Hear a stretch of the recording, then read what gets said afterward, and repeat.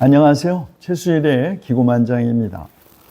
우리는 얼마 전 4월 10일 제22대 국회의원 선거를 했습니다. 선거 때면 늘 그렇듯이 우리는 총선에 출마한 정치인들의 면면을 살펴보면서 정치인들 모두가 다 그런 것은 아니지만 참으로 영혼 없는 정치인들을 수없이 볼 수 있었습니다. 정치가 권모술수로 점철된 이익 추구의 수단으로 된 정치인.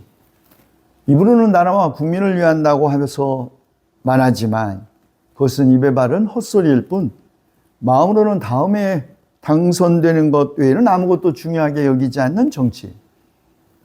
공천받기 위해서 신념과 정책이 아니라 배신과 줄서기와 아부에 능한 정치인들이 바로 영혼 없는 정치인들 아닐까요?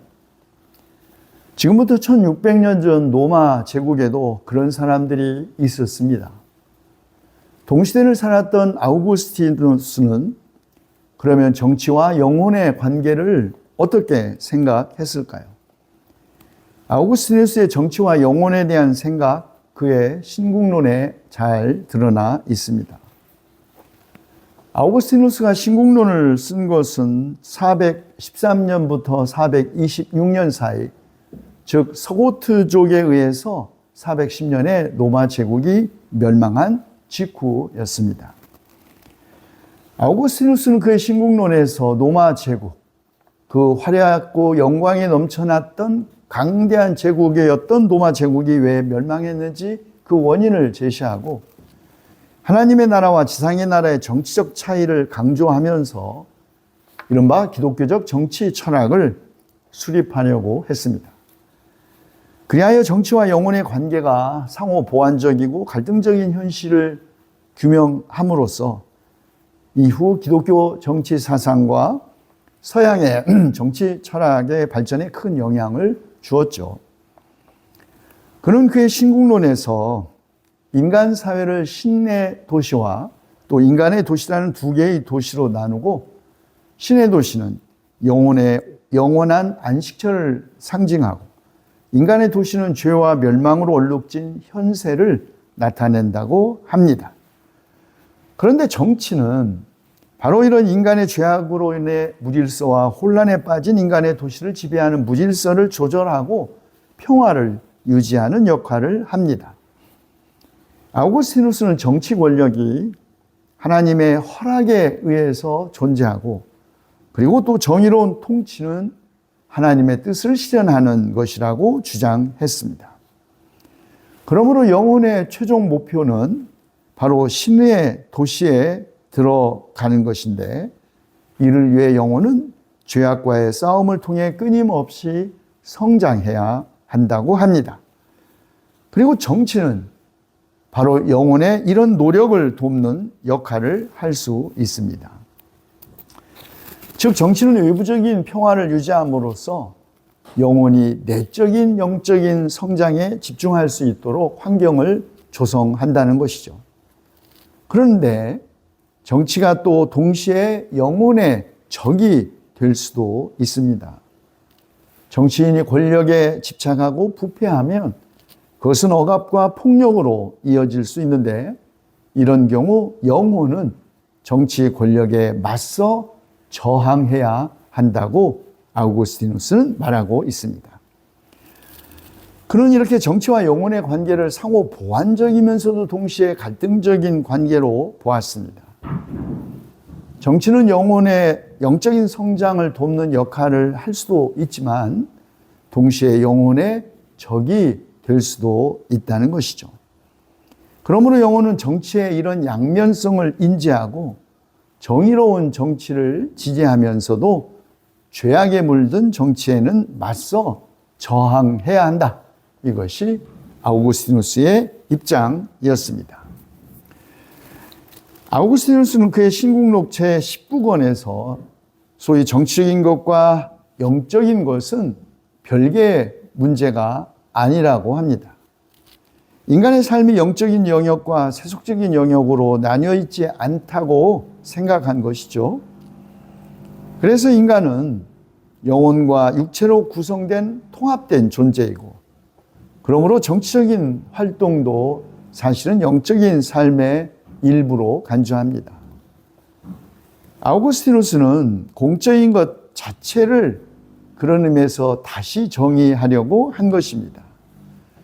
실제로 공적일 리도 없고 진정으로 정치적이지도 않는 기독교 공동체 밖의 삶이 바로 그런 것임을 보여주려고 한 것이죠.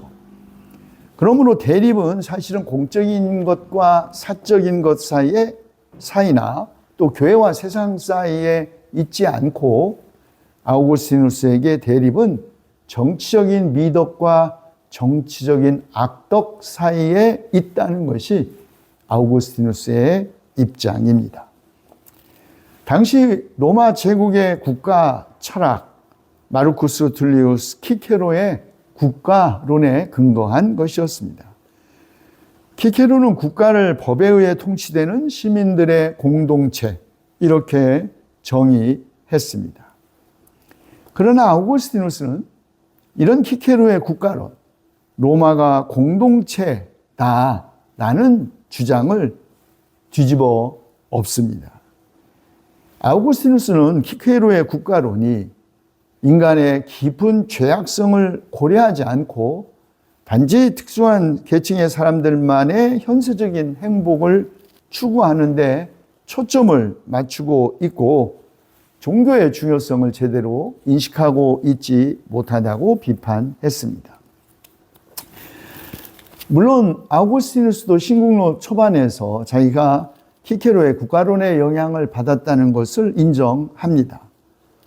그런데 아우구스티누스는 키케로가 주장했던 것처럼 이방신들과 옛 철학자들이 시민들이 영원한 법에 부합하며 잘 살 수 있게 했다고는 생각하지 않습니다.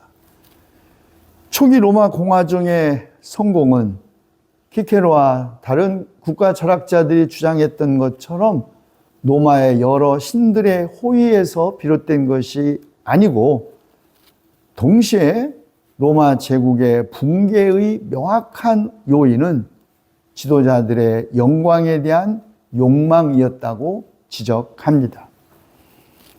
업적에 대한 집착은 권력과 걸출함에 대한 집착을 낳고 영광을 추구하려는 의도는 다른 사람들보다 우월함을 얻고자 하는 충동에 있다고 아우구스티누스는 비판하면서 강제적인 힘으로 특징 지어지는 지상의 나라에 대한 반대, 곧 하나님의 도시는 선을 향한 사랑과 갈망이 지배하는 도성이라고 한 것입니다.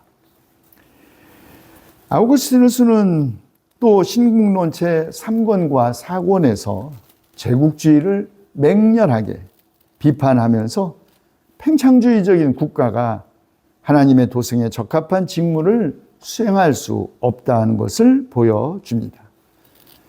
지배욕으로부터 나온 제국주의적인 대담한 행동은 언제나 공동체의 진짜 문제들을 보지 못하게 방해한다고 합니다.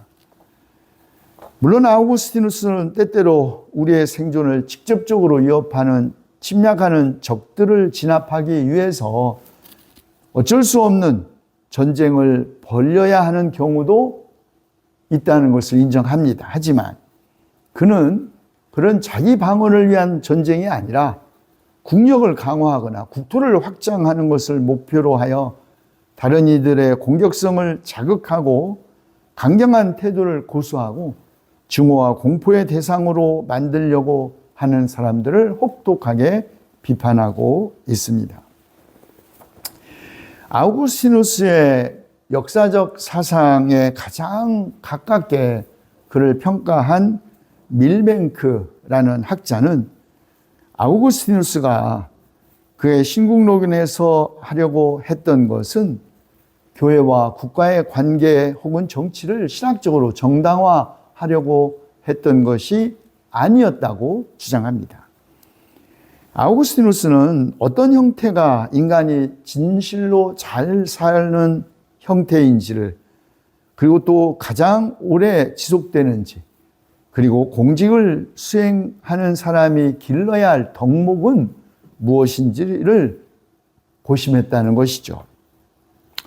또 아우구스티누스 사상에서 그리스도와 정의로운 사회라는 책을 쓴 또 다른 학자 로버트 도다로는 사회 안에서 그리스도 중심적 정의와 그리스도의 몸 안에서 우리의 삶이 우리에게 부과하는 참회와 자기 반성 사이의 연관성을 사실은 아우구스티누스가 강조한 것이었고, 그리고 정의로운 사회는 참회하는 사회라고 아우구스티누스가 주장했습니다.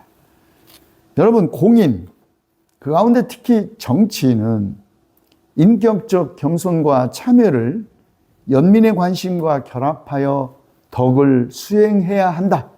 이것이 아우구스티누스의 생각이었던 것입니다.